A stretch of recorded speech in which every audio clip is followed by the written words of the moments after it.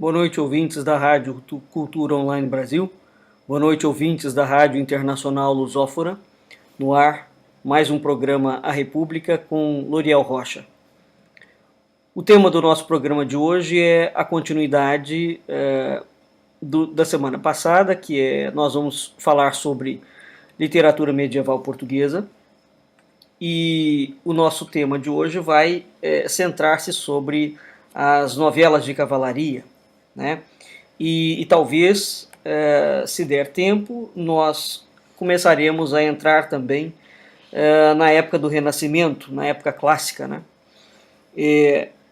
E, para tanto, a gente está seguindo a obra do Cândido de Oliveira, Súmulas de Literatura Portuguesa, que é uma obra, como o próprio nome já diz, súmula, né? Então é uma obra fácil de entender, bem didática. Uma outra obra que a gente recomenda também em relação a estudos de literatura portuguesa é do professor Fidelino de Figueiredo. Literatura é algo muito importante. Aliás, o hábito da leitura é importantíssimo. Por quê? Entre outras coisas, porque não é só porque nos forma um vocabulário, né?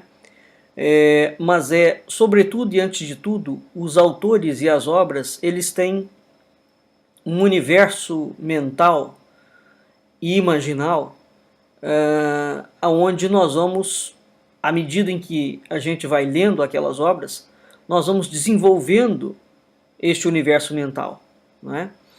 E, de certa forma, também vamos imitando os bons escritores, porque é impossível um indivíduo que desenvolva a sua estrutura de escrita própria que não tenha sido inspirado por outro indivíduo, né? E, infelizmente, no Brasil, o hábito da leitura é praticamente inexistente e as escolas nos obrigam a ler autores chatíssimos. Portanto, parece dar a impressão de que a literatura é uma coisa absolutamente fastidiosa, não é? Mas vamos lembrar que o homem fala, ele conversa, ele se reúne para conversar, né? Um dos maiores mistérios que existem até hoje é exatamente as pessoas se reunirem para contar histórias. Isso equivale a dizer que a voz, quando bem utilizada, os contos, as narrativas, né, elas são não só profundamente interessantes, elas prendem a atenção, bem como são um dos maiores amálgamas da cultura, né, da manutenção da alta cultura, em qualquer lugar. Muito bem, então, dito isto, vamos aqui ao nosso estudo de hoje. Nós vimos na aula passada os trovadores, né, e os tipos de trovadores que existem, né? Vimos também a influência que a poesia espanhola vai gerar na literatura portuguesa, como, por exemplo, a obra O Cancioneiro Geral, de Garcia de Rezende, né? A literatura portuguesa, ela iniciou-se com a poesia. Aliás, como todas as literaturas, né? Como nós havíamos falado, a poesia é um marco na história de todos os povos. Nós não temos uma única cultura que não tenha tido os seus grandes livros ditos sagrados, religiosos, não é? Que não são escritos em poema, em versos, a Bíblia, o Bhagavad Gita, o Alcorão, a Torá, o Bardo Todol, o livro egípcio dos mortos, o Lebar Gabala, todos eles. Isso é algo realmente curioso, né? Mesmo dentro do âmbito da mitologia grega, os Heródoto, Homero, Hesíodo, Todos eles escreviam em forma de poema. Então, esse início misterioso da poesia, em que o poeta é um inspirado divino, e há poetas que são profetas, portanto, há poetas que são oraculares, né? E isto até hoje existe. Por exemplo, quando a gente vê as trovas de Bandarra, né? Quando nós vemos Nostradamus, quando nós vemos Fernando Pessoa, são Dante, são poetas que são profetas, portanto, são oráculos, né? As profecias da Sibila de Cumas, e vai por aí afora. Há algo dentro da poesia, portanto, que ultrapassa o sentido meramente material. E é preciso ter isto em vista, né? Então, a literatura portuguesa inicia-se com a poesia. E não há aqui nenhuma diferenciação da literatura portuguesa, porque todas as literaturas cultas se iniciaram com a poesia, né?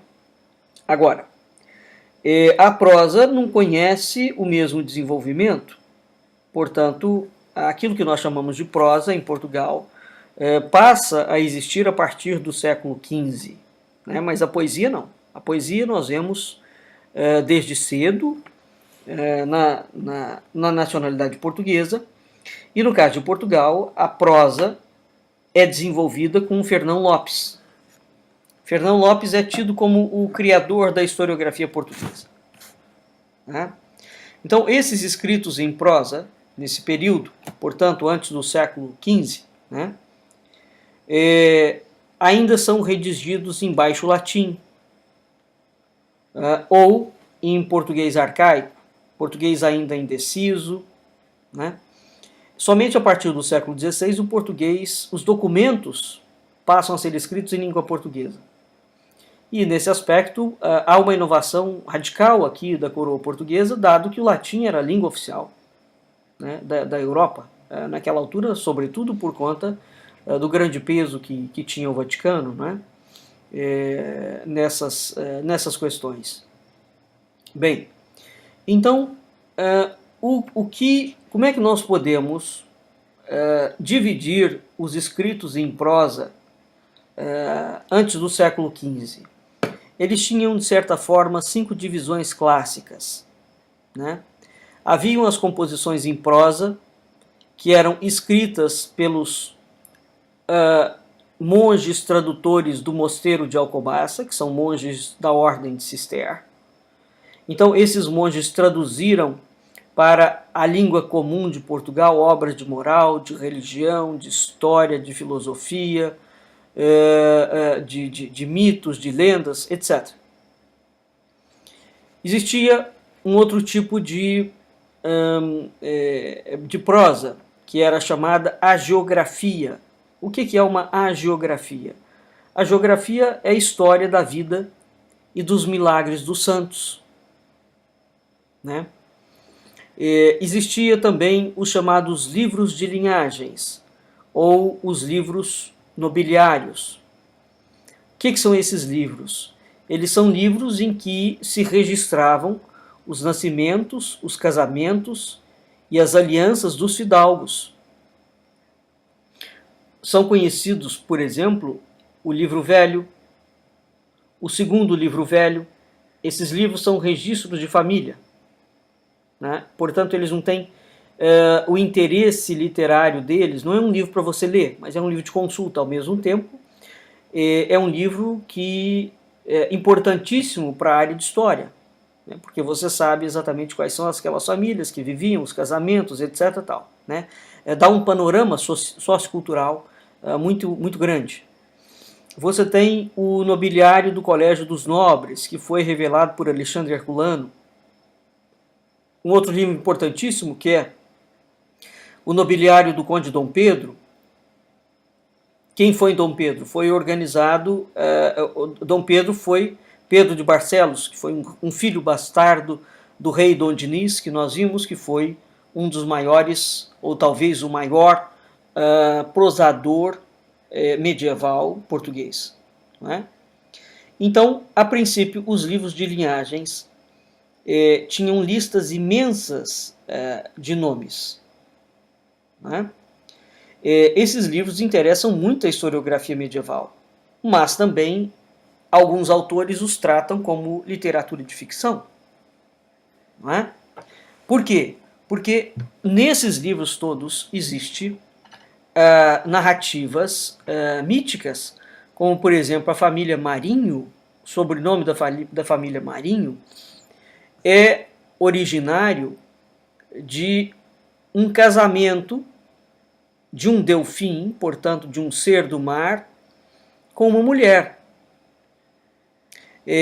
Existe, inclusive, documentos oficiais da coroa portuguesa, aonde o rei vai aumentar a carga de imposto numa determinada região e que aquela região tem muita sereia. É isso mesmo que vocês estão ouvindo, tem muitas sereias. E o rei de Portugal, portanto, cria um imposto para a região que tinha muita sereia. E era tanta sereia que o imposto determinava que o dinheiro não iria para o dono das terras, e sim diretamente para o rei. Vejam vocês que isso que pode parecer uma brincadeira, não pode ser uma brincadeira, porque trata-se de um documento oficial da coroa.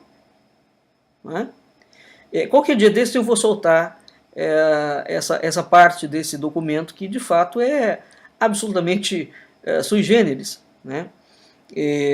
Então, nos livros, por exemplo, Dom Paio Pérez, que é o nobre, sobretudo, o indivíduo que fez a reconquista definitiva do Algarve. Né? Dom Paio Pérez é descrito como um homem tão poderoso, tão poderoso, tão poderoso, ele faz tantos milagres, né? Emana dele tanto poder que dizem que um dos poderes que ele tinha era de parar o sol. Né? Então, há uma obra chamada Monarquia Lusitana, né? Não está enquadrado dentro disso aqui, evidentemente, mas há uma obra chamada Monarquia Lusitana, em que nesta monarquia lusitana nós temos uma quantidade de relatos e de descrições de eventos miraculosos, fabulosos, míticos, que muitos autores da historiografia, por exemplo, vão dizer que aquilo é um livro de ficção. Entretanto, o indivíduo que constrói é o Frei Bernardo de Brito, que é um monge. Não é? Portanto, a história de Portugal está cheia, não só de Portugal, de qualquer lugar, está cheia de narrativas curiosas. E é preciso entender aqui o seguinte: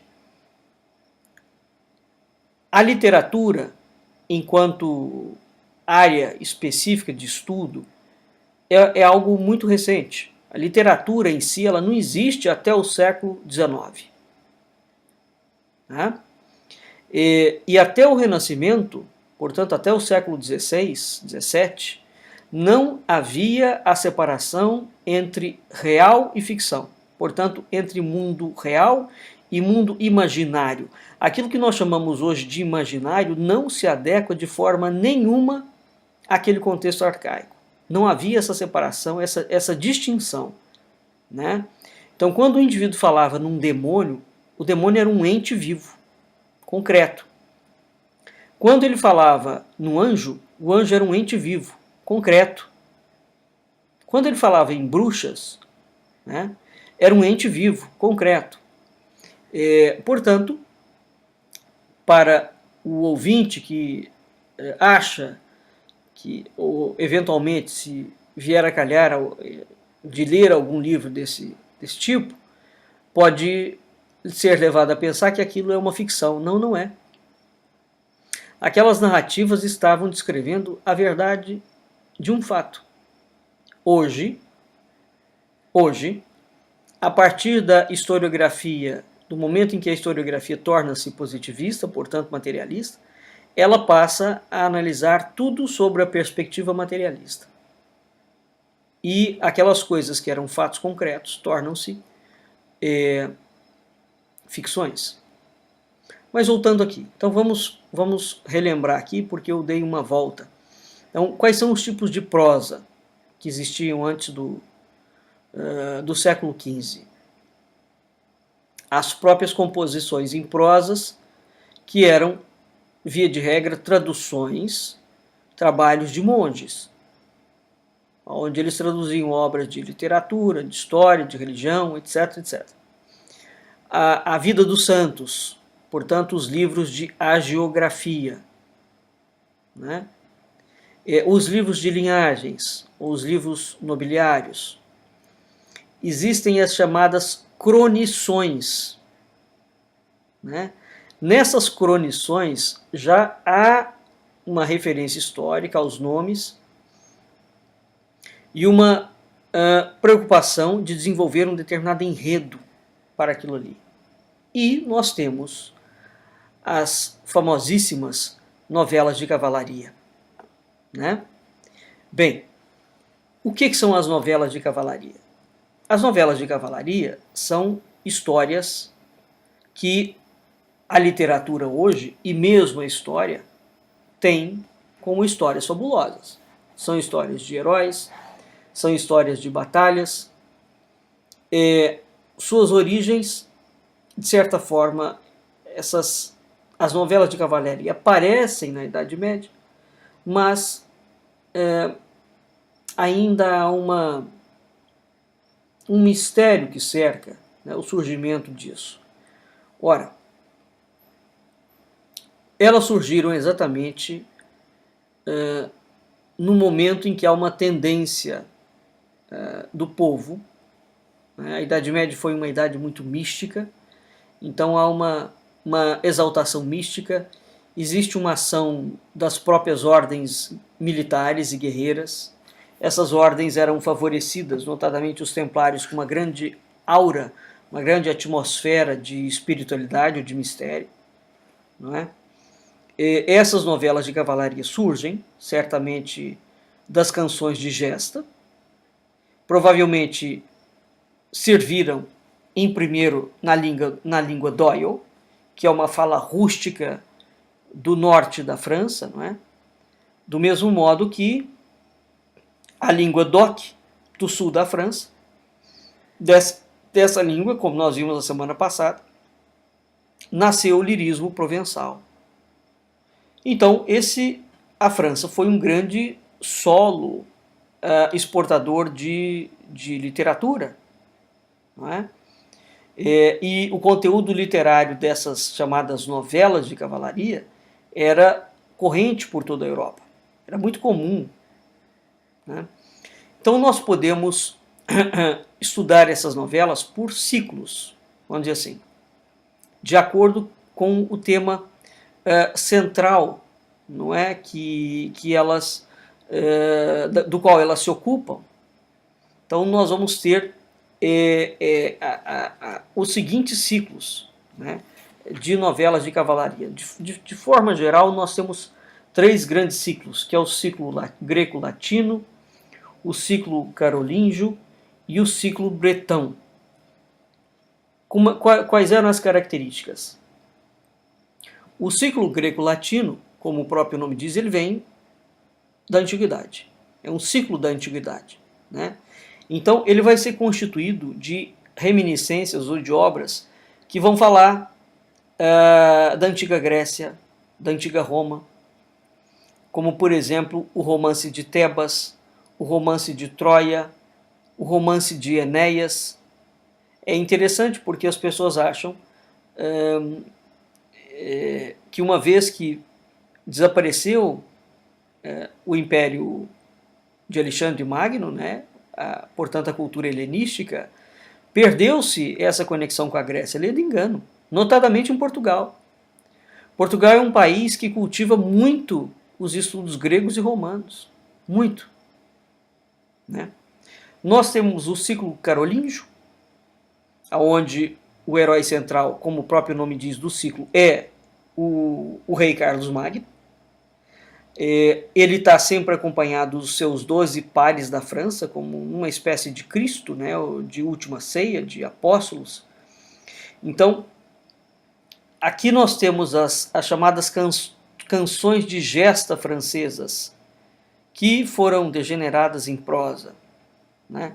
Essas canções de gesta narram as lutas dos franceses contra os mouros. Ou seja, são obras bélicas. Essencialmente bélicas, são obras de guerra, né? Algumas obras muito conhecidas dessas canções de gestas. Por exemplo, a canção de Rolando. Ora, o que é a canção de Rolando? A canção de Rolando é exatamente a obra que é a narrativa da derrota que Rolando, quem é Rolando? É o sobrinho do rei Carlos Magno, né? Então, o Rolando sofre uma derrota que lhe é infligida pelos muçulmanos na passagem dos Pirineus. Então, essa foi uma tragédia e essa novela, portanto, é uma das novelas mais famosas. Existe uma outra pouquíssimo citada, notadamente no Brasil, sinceramente não me lembro de ouvir falar. Chama-se A Crônica de Turpin. A Crônica de Turpin, ela é uma novela que apresenta novamente o rei Carlos Magno como protetor do santuário de Santiago de Compostela, novamente contra os ataques dos mouros. Ora, o santuário do Santiago de Compostela vai dar origem, posteriormente, à Catedral de Santiago de Compostela, né? Portanto, é esta rota de peregrinação que atravessa todos os Pirineus, conhecido como Caminho de Santiago. O que acontece é que o Caminho de Santiago não é um caminho cristão. As pessoas pensam que hoje isso faz parte, né, da história da igreja, que isso é um caminho cristão. Não, não é. O Caminho de Santiago de Compostela é uma rota antiquíssima, celta. Os celtas é que criaram esta rota de peregrinação. O Caminho de Santiago era um caminho de morte, porque os celtas acreditavam que quando a alma morria, ela atravessava todo o Pirineu e ela deveria fazer a sua passagem para o outro mundo nas águas do Atlântico. Então, o Caminho de Santiago de Compostela, o verdadeiro, ele não termina na cidade de Santiago. Ele termina mais à frente, numa região na Galiza chamada Costa da Morte. Tem um vento terrível, mas é uma região lindíssima. Então, ali nesta região, na Costa da Morte, era onde terminava a peregrinação dos celtas. Não é? Eles iam para lá para encomendar a alma. Portanto, o Oceano Atlântico, sob a perspectiva celta, é um oceano de passagem para o outro mundo. Tá? Para o outro mundo. De modo que é muito interessante, né, quando nós vamos... me comprometo aqui a trazer para vocês, qualquer dia desses, alguma perspectiva sobre o Caminho de Santiago, né, sobre a perspectiva celta. É curiosíssimo. Então, a crônica, voltando à crônica de Turpin, é exatamente a novela que apresenta Carlos Magno como protetor do Santuário de Santiago. Isso é muito curioso, hein? Por quê? há três grandes, digamos,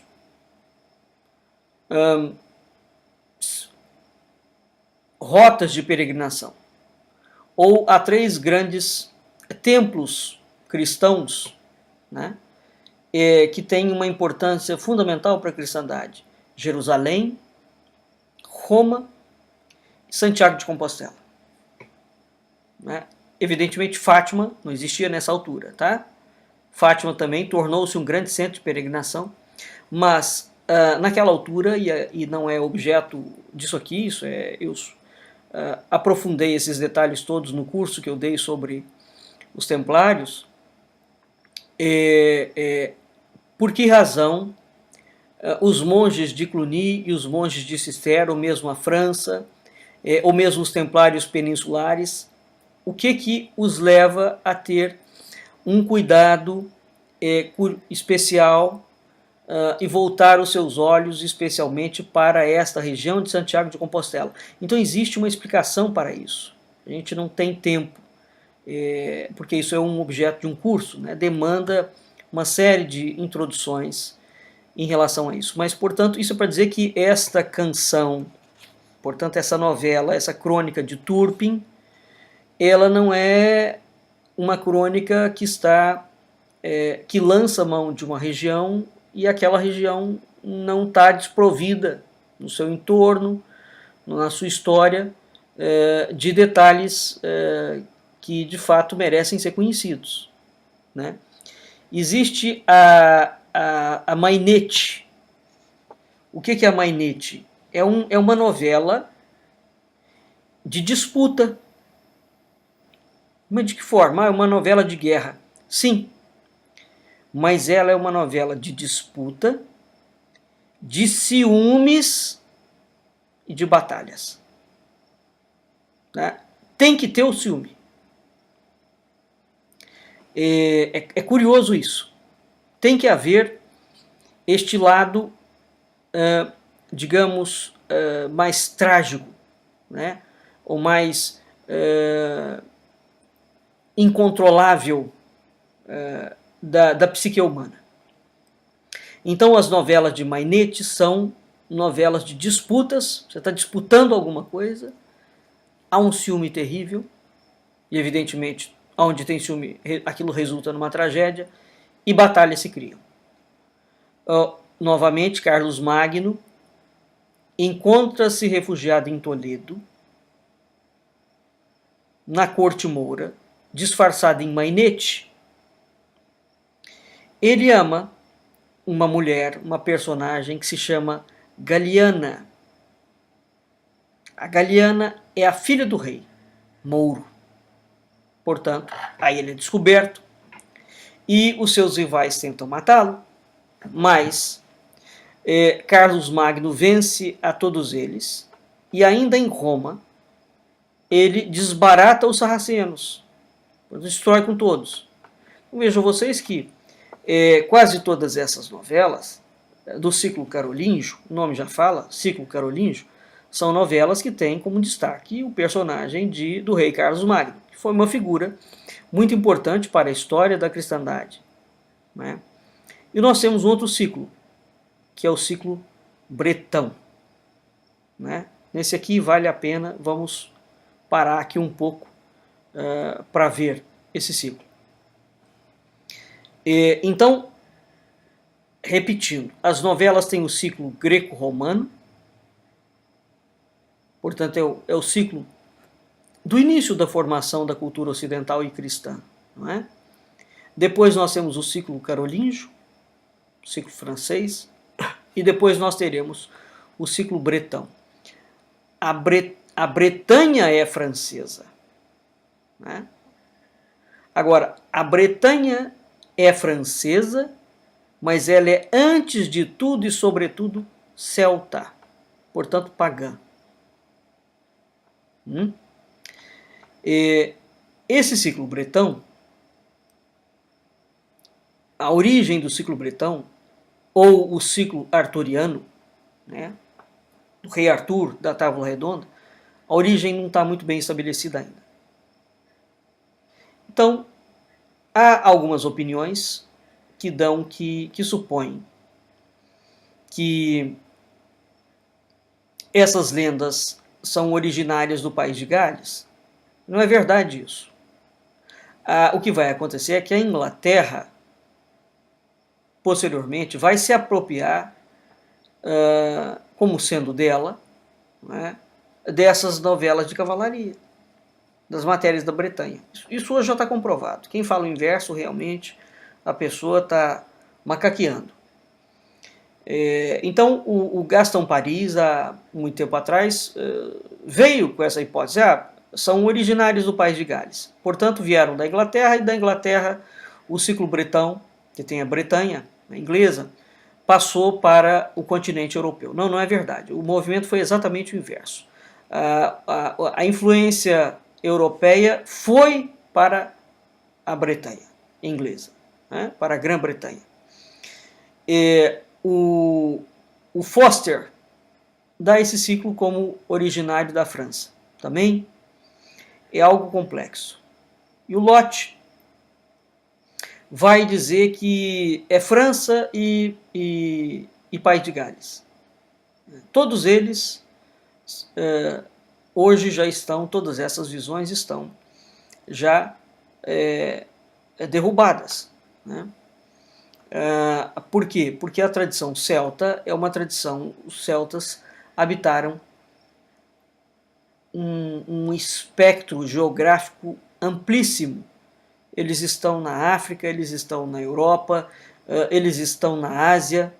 É uma coisa assim muito impressionante aquilo ali. Agora, evidentemente que a Bretanha francesa, chamada Bretanha armoricana, né, tem um papel de destaque poderosíssimo. E, até hoje, a abadia de Landévennec, na França, na Bretanha, é a localidade que tem o maior número, guarda o maior número de estudos sobre matérias da Bretanha e sobre ciclos do Graal. Está, de fato, lá. Não é? Ora, cabe aqui notar que a literatura do tema arturiano, portanto, é um dos temas onde, digamos assim, você tem os estudos célticos, né, vamos dizer dessa forma, e dentro dos estudos célticos você tem as matérias da Bretanha e você tem as matérias do ciclo do Graal, do ciclo arturiano. Então, a literatura do tema arturiano é muito conhecida na Península Ibérica desde o século XII. Há repetidas referências em relação a isso, e os temas do Graal em Portugal, conforme eu falei, são, dentro da literatura, um dos maiores temas publicados em Portugal. E é interessante isso porque o brasileiro desconhece completamente esse lado. Ele acha que somente os ingleses ou os franceses ou os celtas, né, galegos, né, mergulharam nessa temática. Lê do engano. Portugal mergulhou e mergulhou de cabeça. Há romances e há novelas de cavalaria, há livros, há obras verdadeiramente primorosas em relação a esse tema arturiano. Então, os trovadores portugueses sempre conheceram a literatura arturiana e sempre a conheceram, e há livros em língua portuguesa, né, que são de tema arturiano. Exemplo, o livro de José de Arimateia e a Demanda do Santo Graal, o Horto do Esposo, né? Para citar aqui os mais famosos e que certamente já ouviram falar.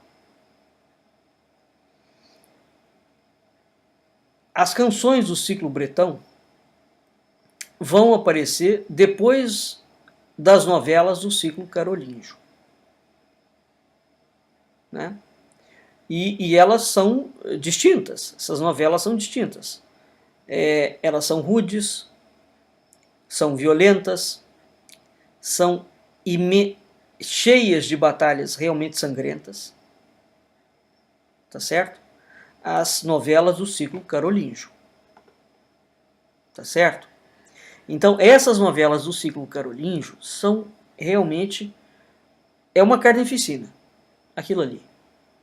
Agora, as novelas do ciclo bretão são completamente diferentes. Elas são ternas, são sentimentais, existe alguma coisa que se chama cortesia, né? Essa cortesia gira em torno da mulher, mas aqui não é uma mulher, como eu falei no programa passado, não é uma mulher,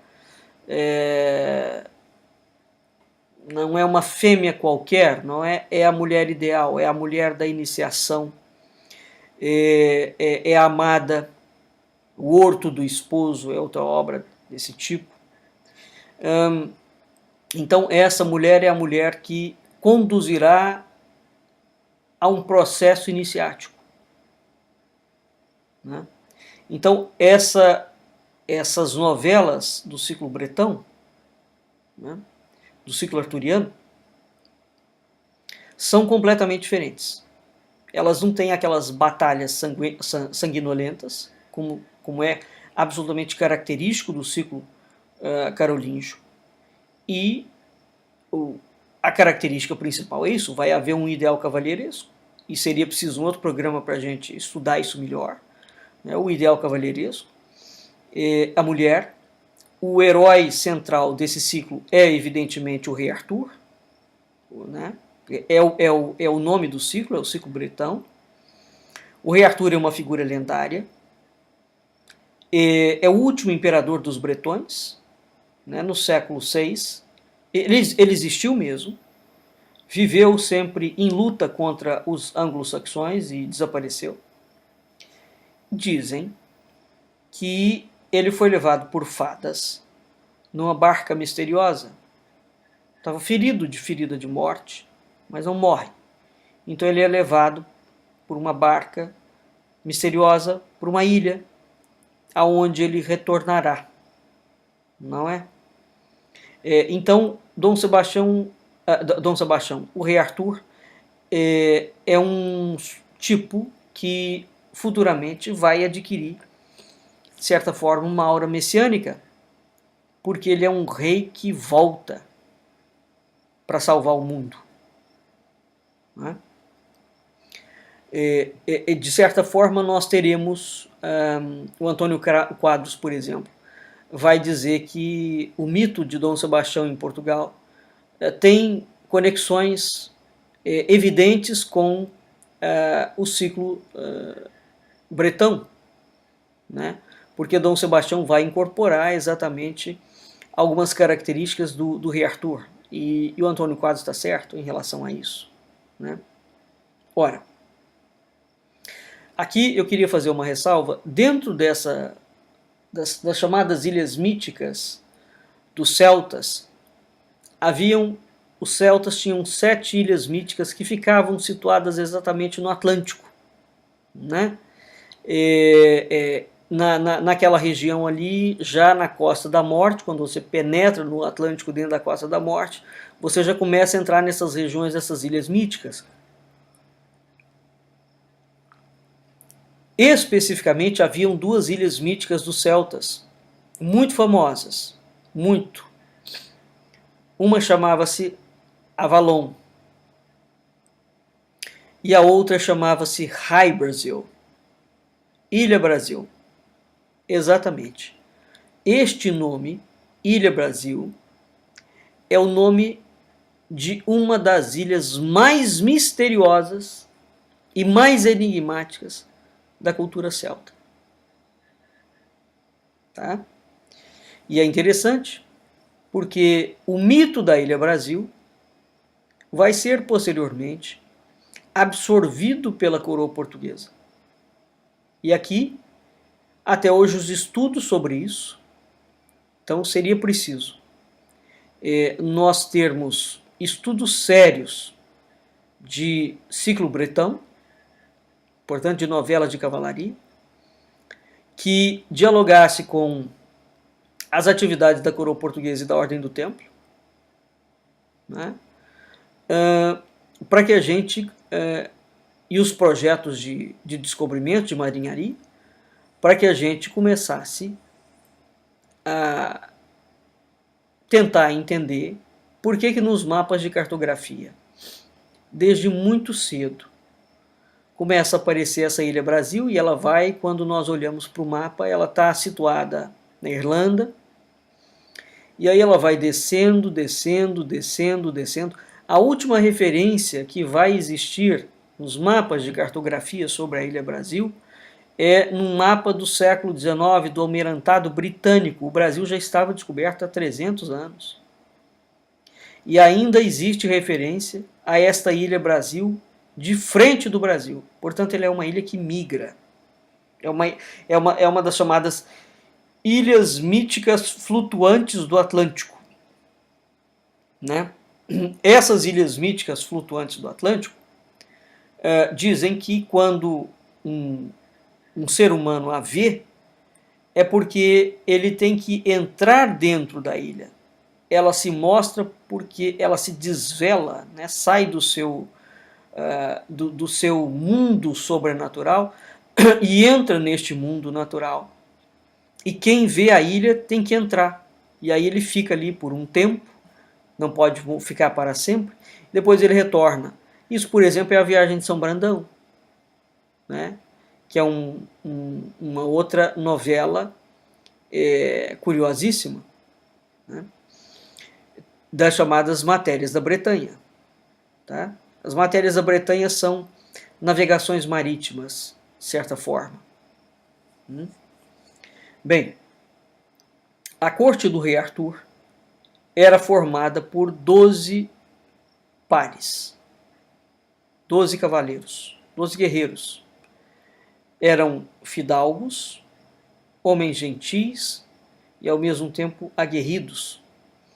Esses indivíduos se reuniam ao redor de uma mesa chamada Távola Redonda. Né? Então, essa história simples configurou aquilo que nós entendemos como a demanda do Santo Graal. O Graal é um cálice que é guardado ou está perdido. Dentro dessas narrativas existe sempre o palácio do rei Anfortas, há as mulheres guardiãs do Graal. Né? Então, a demanda do Santo Graal, o que é o Santo Graal? O Santo Graal é um vaso sagrado, aquele vaso que serve Cristo na última ceia. Bem, José de Arimateia, corre a lenda, recolhe no cálice sagrado, no Calvário, as últimas gotas do sangue de Cristo. Então, este vaso se encontra escondido no castelo de Cobernic ou na Espanha. Preste atenção a isso.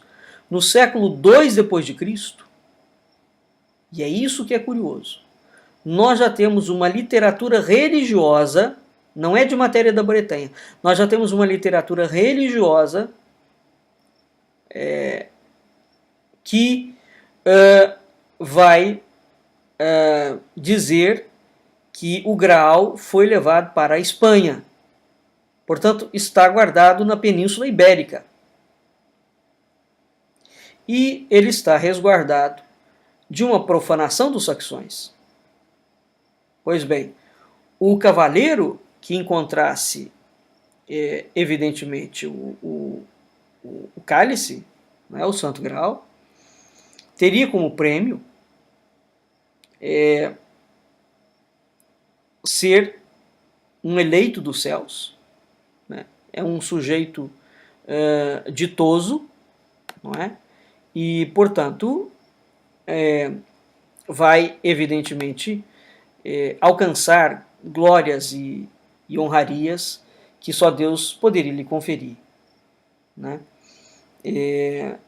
Agora, esse cavaleiro ele tem que ser virtuoso, ele tem que ser casto, ele tem que ser valente contra os infiéis. Né? ele tem que produzir continuamente obras generosas. Tá?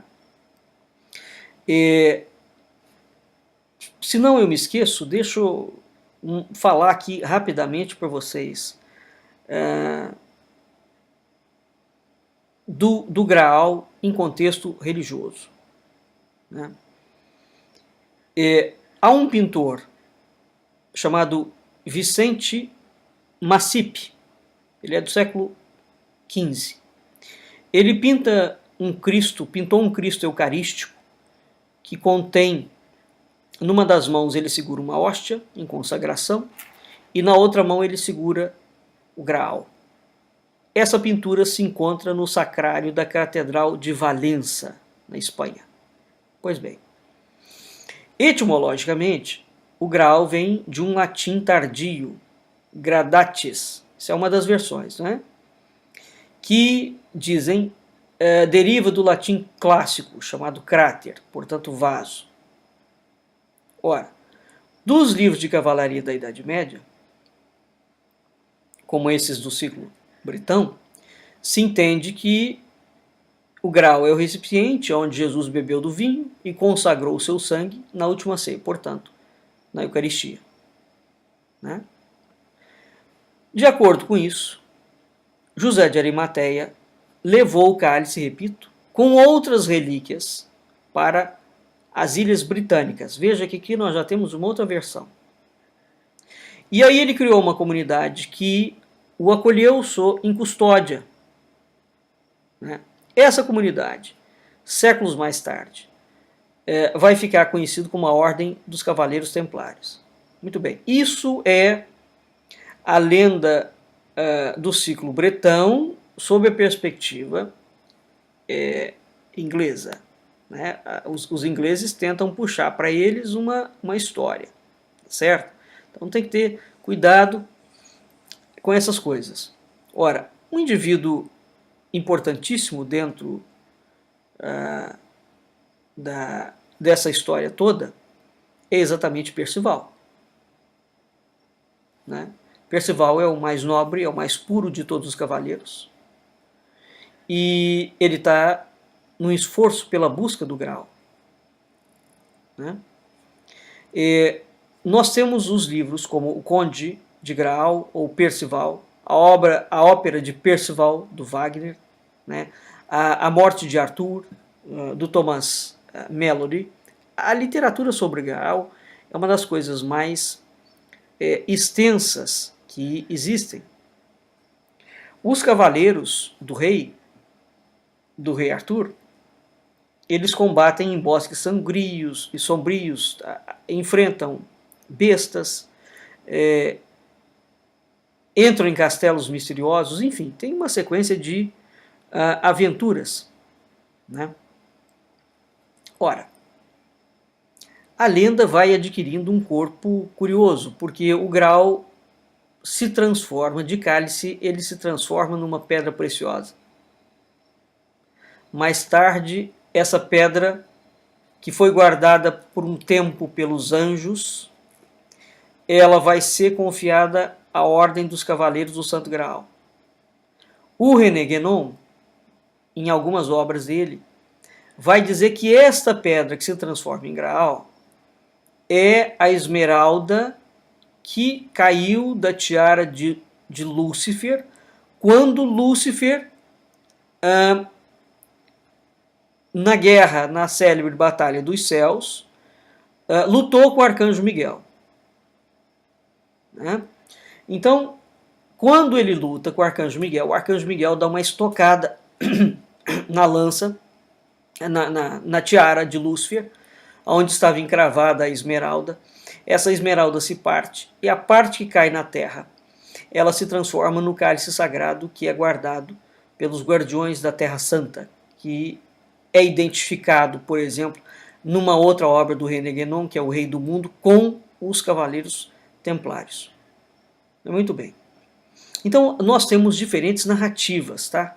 É preciso tomar muito cuidado com isso. Portanto, existe um Graal sob uma perspectiva muçulmana, existe um Graal sob uma perspectiva cristã, existe um Graal sob uma perspectiva bretã, existe um Graal sob uma perspectiva judaica.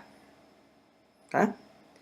Ora, o sacrário, há um sacrário tríptico pintado por Juan de Junis, século XVI. Esse sacrário está na igreja de São Sebastião do Sol de Xera, em Valença. O que é que ele mostra? De novo, o Graal. Então, dentro dessas tradições, nós temos um peregrino anglo-saxão, no século VII, afirma ter visto e tocado no cálice da igreja do Santo Sepulcro. Existe uma outra tradição que fala que o cálice, o verdadeiro Graal, estaria conservado na Catedral de São Lourenço de Gênova. E existe uma outra versão que fala que o cálice da última ceia é o que está na Catedral de Valença, na Espanha. Tá bem?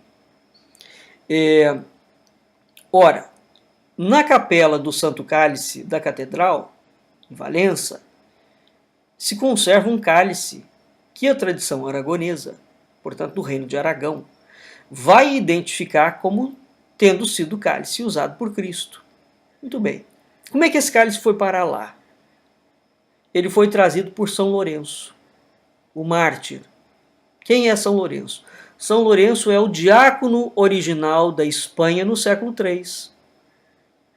Perceba então que antes, né, de surgir uma ideia de matéria da Bretanha,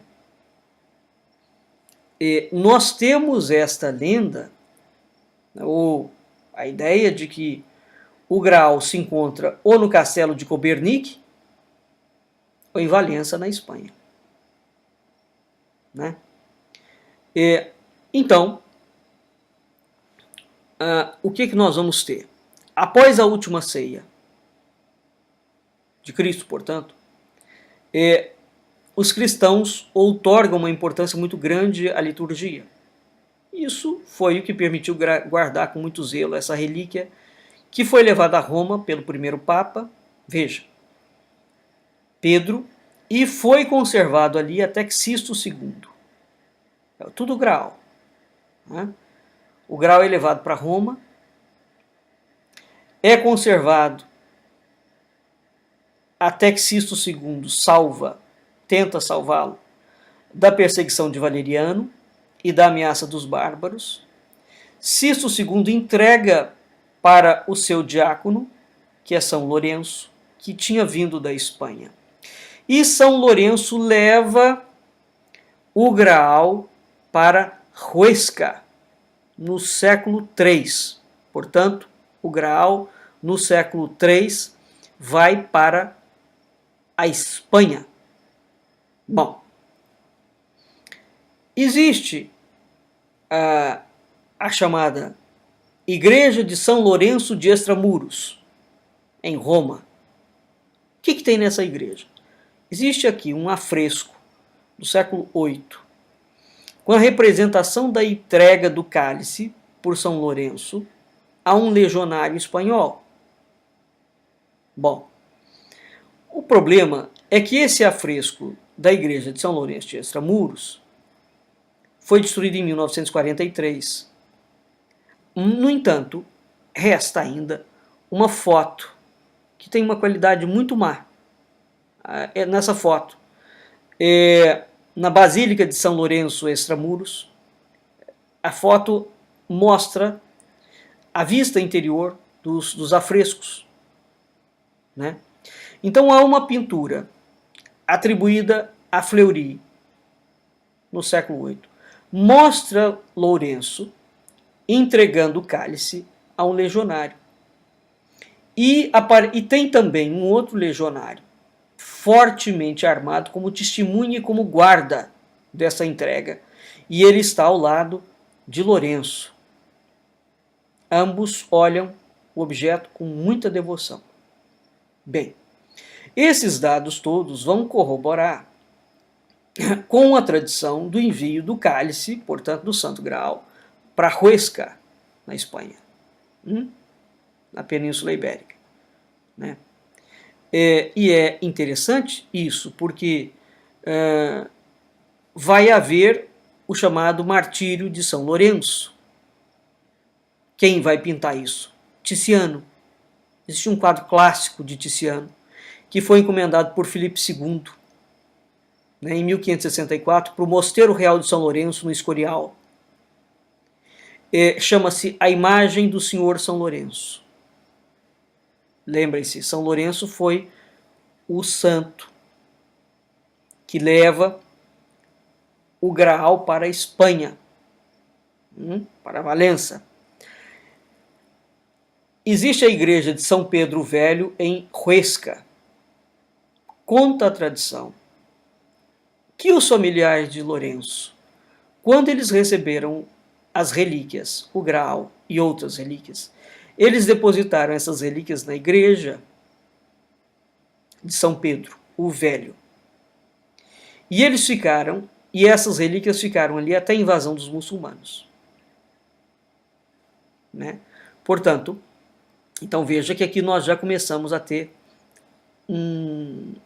uma ideia de uma peregrinação do cálice. O cálice peregrina, ele anda. O primeiro refúgio do cálice, Cueva, foi também uma sede episcopal durante muito tempo. Algo que os monges fizeram na Idade Média foi inserir o culto às relíquias, que isso não fazia parte da tradição cristã. Então, em uma outra localidade chamada Cueva, tem relíquias. E essa localidade comprova, é uma das localidades que comprova a rota de fuga do bispo Acilso. Tá? Portanto, o que nós temos? Nós temos, assim, inúmeras tradições. Não é? Eu vou parar por aqui, senão a gente delonga muito, e eu quero voltar para o nosso assunto. Mas certamente, veja, este lado de que o Graal foi parar na Península Ibérica, nós não ouvimos falar. Geralmente nós temos uma ideia do Graal do ciclo bretão, mas veja que este Graal aqui não faz parte do ciclo bretão. Porque ele tem outros personagens, são personagens cristãos envolvidos. Isso sem considerar um outro fato importantíssimo, que é o seguinte. Na década de 60, a BBC de Londres soltou uma série ligada ao Graal, ligada aos reis merovingios, os reis de cabelos longos da França, de onde Carlos Magno vai ter a sua descendência, sua ascendência, e isto resultou futuramente numa obra que tem pedras trovoadas sobre ela, mas é uma obra muito curiosa, do Michael Bajan, do Henry Lincoln. É uma trilogia histórica, que pretende ser histórica, chama-se O Santo Graal e a Linhagem Sagrada, depois Jesus e a Herança Messiânica, e depois o Templo. Bem, essa obra é uma obra bombástica sobre todos os aspectos, mas existe uma coisa que pode parecer uma brincadeira, uma lenda, mas pelo jeito não é, que é o seguinte: existe, e eles atestam e dão nome aos bois, e isso é um fato, existe uma geração, várias gerações, de inúmeras casas reais, casas principescas, casas nobres na Europa, que se dizem descendentes de Cristo, fisicamente. Portanto, Cristo era casado. Isso é heresia? Claro que é. Sob a perspectiva cristã, é mesmo. Sob a perspectiva judaica, não. Preste atenção a isso, hein? Porque para os judeus, Cristo não é o Messias, ele é um rabi. Então essa tradição de que há uma descendência do rabino na Europa, que formou por casas europeias principais, futuramente estará envolvida com a chamada demanda do Graal. Acreditando-se ou não nesse negócio, muitas famílias ligadas ao grupo dos Bilderberg se autodenominam descendentes do cálice, as famílias do cálice. Portanto, elas têm um direito inerente, divino quase, de comandar a humanidade. De modo que as pessoas não acreditam mais nessas coisas, mas o fato é, a gente que acredita. E o assunto é muito sério, ele não é uma brincadeira. Então, enquanto nós temos, por exemplo, essa literatura, uma literatura religiosa, né? Nós temos uma literatura pagã, o ciclo bretão, e nós temos um outro tipo de literatura, ou ao menos de cultura, que foi se implementando na Europa, completamente conectada com a ideia do cálice sagrado e da dinastia do cálice. Porque, evidentemente, a ideia do cálice religioso, não está imbricado ali o fato de que Cristo casou-se e teve filhos. Mas, repito, esta ideia de que Jesus pode ter casado sob uma perspectiva judaica é factível, porque ele não é o Messias. Então há muito fundo, na Europa ainda tem muitas as chamadas heterodoxias, né, dentro do cristianismo. Né? São esses fundos de memória pagã pré-cristã, ou fundos de memória celta pré-cristão. Né? Porque os celtas, já se sabe também, preste atenção a isso, os celtas também têm uma conexão hebraica. Aí é que está. A cultura celta é uma das coisas mais misteriosas que existem. Certo? Bem, então vamos voltar aqui. Um outro romance de cavalaria, uma outra novela de cavalaria, que vai dar um ciclo, são os ciclos dos Amadizes. Né? Então, a novela Amadis de Gaula, ela pertence ao material da Bretanha. Isso é um romance muito conhecido na Idade Média. O ciclo dos Amadizes é a mais brilhante narrativa de novela de cavalaria. Né? Há ainda um questionamento respeitante à autoria do Amadis de Gaula. Bem, há uma crítica moderna que reconhece que o romance foi originalmente escrito em português. Portanto, o Amadis de Gaula seria literatura portuguesa. Só que essa literatura portuguesa foi publicada em espanhol, em castelhano, no século XVI. Né? Portanto, há outros autores que vão dizer que não, que o Amadis é castelhano e depois ele vai para Portugal. O fato é que em Portugal, o ciclo dos Amadizes, e notadamente do Amadis de Gaula, é uma literatura famosíssima e estudadíssima. Né? E, curiosamente, o autor é sempre omitido. Bom, Zurara declara que a obra fora escrita por Vasco de Lobeira, o cronista Zurara. Ele fala que o Amadis de Gaula foi escrito por Vasco de Lobeira. Confirmando a hipótese, descobriu-se no cancioneiro Colucci Brancucci, que nós falamos na aula passada, que o Lê de Leonoreta, feita por Amadis, era obra do trovador Lobeira, Vasco de Lobeira. E a partir disso aí, de certa forma, a tese de que o Amadís de Gaula tem uma autoria portuguesa, se reforçou. Mas veja, isso é uma briga ainda acirrada entre Portugal e Espanha, né? Bom, assim, rapidamente, o que é o Amadís? O Amadís nasceu dos amores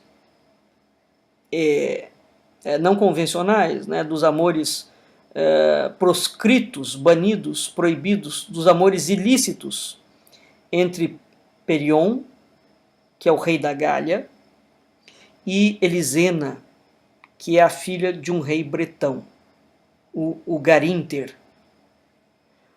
O Amadís, como Moisés, preste atenção a isso, como Moisés, o Amadís é atirado das águas do rio, em um cesto.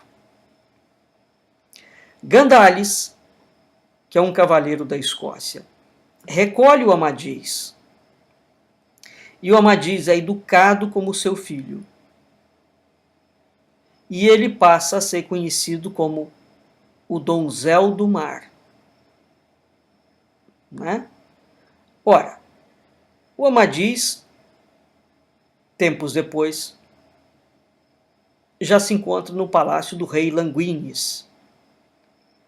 E ele se enamora de Oriana, que é a filha do rei Lisuarte. É interessante esse nome Oriana, viu? Porque na lenda toponímica das aparições de Fátima, existe uma mulher chamada Oriana, que é uma agarena. Esta Oriana, reza a lenda que havia um cavaleiro do rei Dom Afonso Henriques chamado Gonçalo Hermigues. Este Gonçalo Hermigues, depois de pelejar contra os mouros, pede uma prenda em batalha porque ele vê uma mulher, uma garena lindíssima, e ele se apaixona enlouquecidamente por ela e pede, que era a filha do Vali de Alcácer, e ele pede ela para o rei Dom Afonso Henriques, e o rei o dá, a dá para ele. Né? Então ele se casa com Fátima, ela se chamava Fátima. Quando Fátima se casa com Gonçalo Hermigues, ela se converte ao cristianismo e ela passa a se chamar Oriana.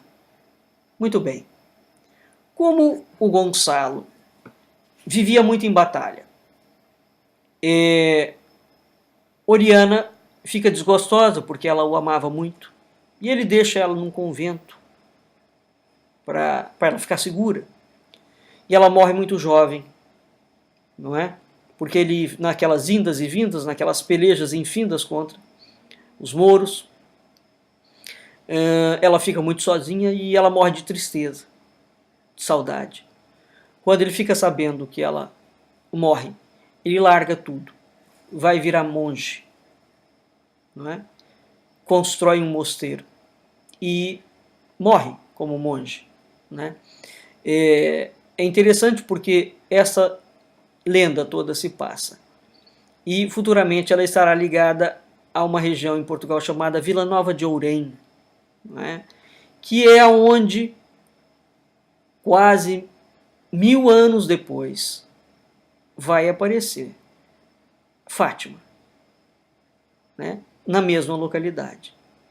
Então é interessante isso. Vamos lá. O Amadís, né, ele quando entra no palácio do rei Languines, ele se enamora de Oriana, que é filha de um outro rei, o Lisuarte. Só que o Amadís já era cavaleiro, ele já tinha sido armado cavaleiro. Ele parte, como todo cavaleiro, ele tem que ir para as façanhas, ele tem que buscar o cálice. Né? Ele parte para as façanhas, e ele vai sempre em nome da bem-amada dele, que é Oriana. Vence monstros, ele vence o feroz Dardan.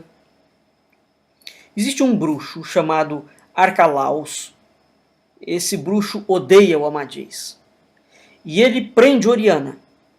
Amadís liberta Oriana, ama Oriana, né? faz amor com ela e sai novamente em batalha, sai em trovas. E ele sai em defesa de Briolanja, que é um reino ameaçado. Né? Briolanja desperta ciúmes imensos em Oriana. E aí continua sempre essas aventuras, percebe? Aí ele encontra com o gigante Madarguê na Ilha Triste, ele luta contra o Endriago na Ilha do Diabo. No fim, o que vai acontecer?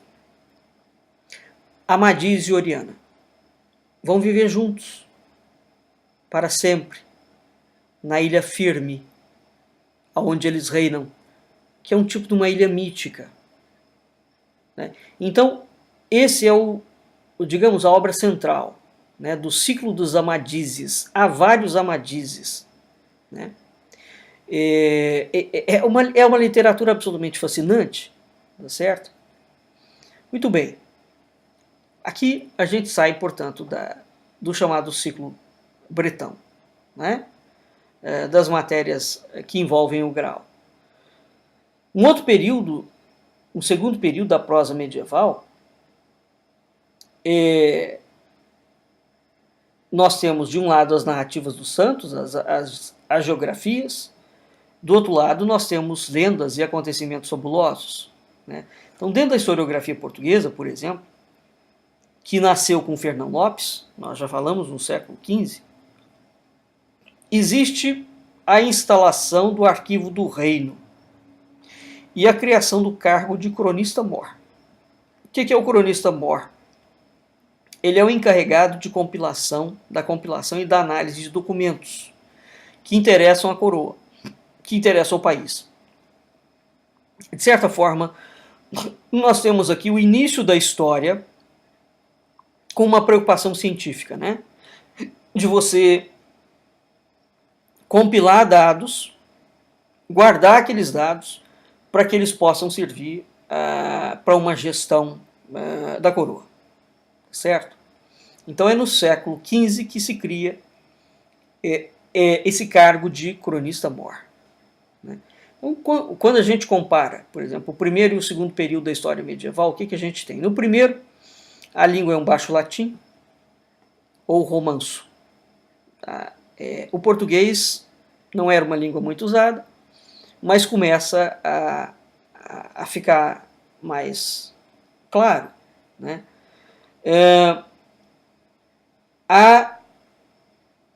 Os historiadores dizem, e os estudiosos de literatura dizem, que esse primeiro período tem muita fantasia, tem muita deturpação, e que, no segundo momento, por exemplo, com a criação dos cronistas do reino, essas fantasias já começam a ceder espaço em busca da verdade.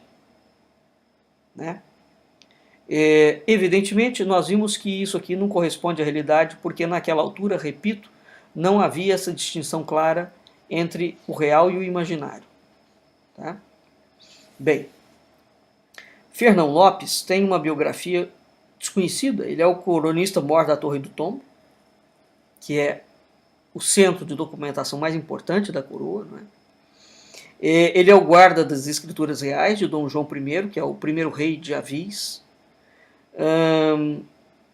Dom Duarte, um outro rei, vai encarregá-lo de pôr as histórias de reis que se contavam antigamente em Portugal. Então, Fernão Lopes ele é do século XIV e XV, né, uma importância muito grande. E as suas crônicas são crônicas importantíssimas, sobretudo porque Fernão Lopes é o primeiro cronista. Né? As suas crônicas são frutos de uma pesquisa laboriosíssima, porque a partir do momento que ele constrói aquele tipo de processo, né, historiográfico, documental, evidentemente que o sujeito tem um trabalho terrível. Ele tem que pegar toda aquela documentação que está dispersa em mosteiros, em arquivos outros, familiares, e vai compilar aquilo ali. Então, ele tem a crônica del Rei Dom Pedro, a crônica del Rei Dom Fernando, a crônica del Rei Dom João I, primeira e a segunda parte. né? E há outras crônicas que lhe são atribuídas, como por exemplo a Crônica do Contestável, cuja autoria ainda não tem solução, né? Tem, digamos, uma pinimba ainda em torno dela, né? Fernão Lopes, portanto, é o criador da historiografia portuguesa. Um sujeito que foi um erudito, compulsou documentos, pesquisou, recolheu, analisou esses documentos. E, além de tudo, era um artista, porque a beleza da linguagem, a elegância do estilo dele, né? Então, a história do Fernão Lopes é um retrato vivo de como Portugal era um país culto, sempre foi consciencioso, né? Ele tem um conceito de história impressionante, né? Na obra dele, o povo é um grande personagem, né? Ele descreve com um realismo que você vê a cena. Ele tem uma linguagem muito elegante, um estilo vivo, um espírito lógico. Os portugueses são muito lógicos, já falei isso para vocês. O brasileiro é emocional, o português é muito mental, né?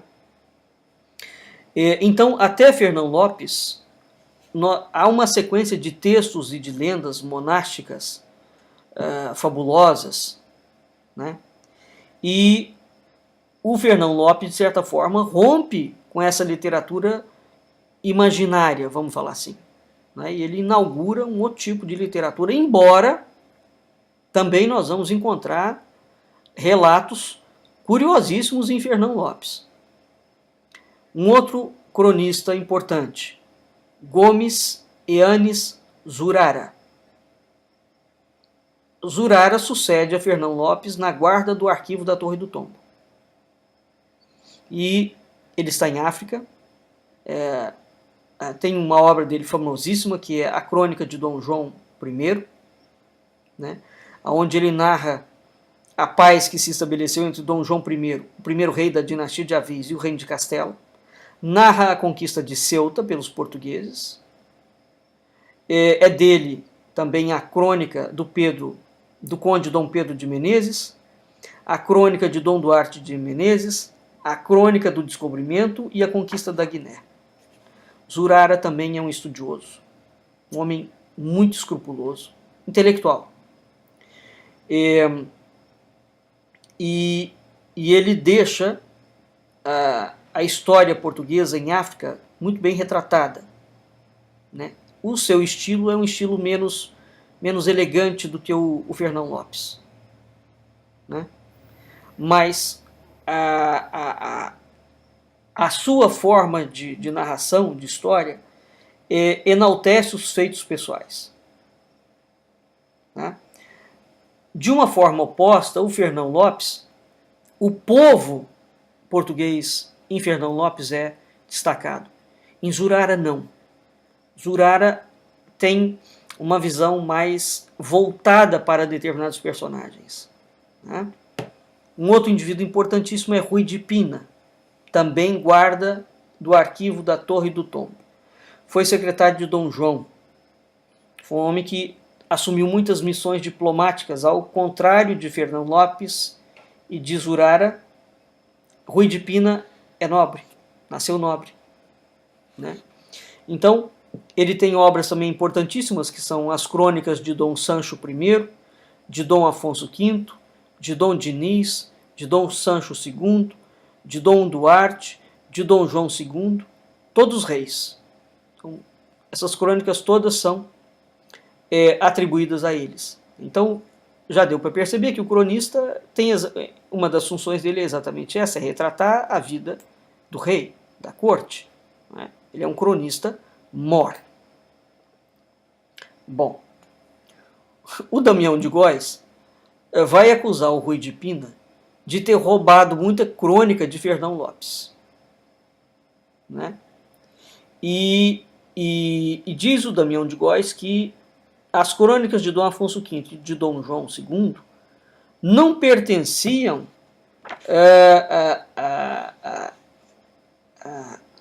pertenciam a Rui de Pina. né? Mas, mesmo assim, o Damião de Góes vai fazer essa acusação, o que evidentemente é uma futrica da história aqui. Na verdade, o que importa efetivamente é a gente verificar até que ponto as distinções, né? Então aqui, no caso dessa segunda parte, quando a gente sai do ciclo de cavalaria em Portugal, nós vamos entrar onde? Nós vamos entrar nos cronistas. Nós vamos entrar num período em que a coroa portuguesa começa a arrumar toda a sua documentação, digamos assim, não é? E aquilo começa a ser organizado. Então há um segundo período, que é um período depois do século XV, tá certo?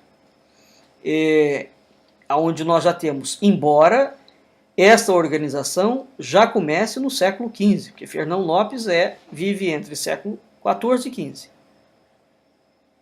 tá certo? Até Rui de Pina. Rui de Pina é século XVI. Então nós temos século XIV, XV, XVI, uma organização aqui da documentação. De modo que, para conhecer um pouquinho a história de Portugal, no mínimo, tem que ter lido, vejam, são pouquíssimos autores, né? No mínimo tem que ter lido alguns desses autores. Caso contrário, evidentemente, não se sabe nada, né? E é importante entender isso nessa sequência, quer dizer, nós temos uma literatura de fundo monástico, né?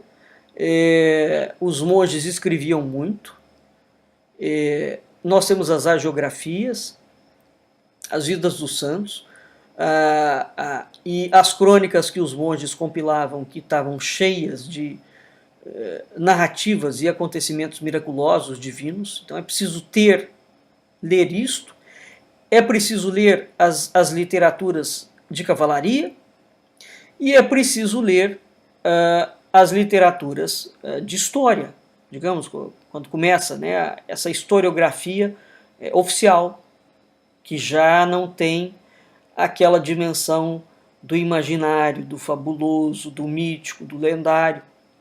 De modo que a gente tem 3 linhas, né, na história de Portugal, antes do período dos descobrimentos. Tá bem? Então, vou frisar mais uma vez, para isso ficar claro. A gente tem um ramo de literatura religiosa, mítica, metafísica, espiritual, religiosa. Nós temos uma outra, que são os monges, a literatura monástica. Nós temos uma outra literatura, que são as de cavalaria, né? E nós temos a terceira literatura, que é a literatura historiográfica, que começa com Fernão Lopes. Tá? Então, nesses aí nós temos Fernão Lopes, Zurara e Rui de Pina. São os grandes expoentes desse período, todos guardiões da Torre do Tombo. Tá certo? Muito bem, pessoal. Eu creio que por hoje tá bom. Vou continuar esse assunto na semana que vem, para a gente ter uma ideia, né? Pelo menos vamos avançar até o século XVIII ou XIX, para a gente ter uma ideia aí de como é que funcionava, como é que funcionou a alta cultura em Portugal, né? Até para saber depois, para a gente poder entrar em alguma coisa, algum estudo de cultura relativo ao Brasil, né? Tá bem? Então, nós vamos ficando por aqui e fique em seguida com a nossa programação. Muito obrigado pela sua audiência. Até a semana que vem. Um abraço. Boa noite, ouvintes da Rádio Cultura Online Brasil. Boa noite, ouvintes da Rádio Internacional Lusófona. Fique em seguida com a programação da nossa Rádio Cultura Online Brasil. Até a semana que vem.